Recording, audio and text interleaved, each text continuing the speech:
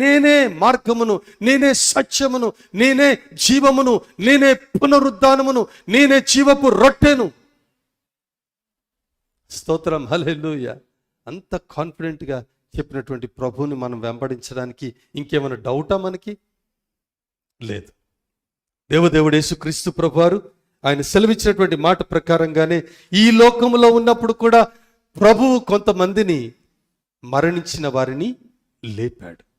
మన పునరుద్ధానమునకు ఆయన పునరుద్ధానము ఆధారమని సూచించడానికి లాజరుని లేపాడు.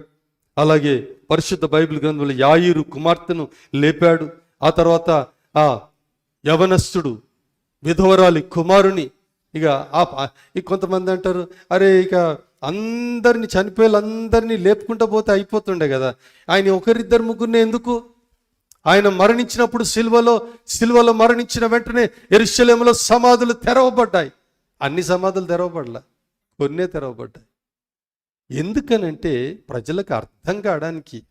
అంటే అన్నం ఉడికిందో లేదో మొత్తం ఓ ముద్ద తీసుకొని చూడం మనం, ఏది ఒక్క మెతుకు ఇలా అని చూస్తాం.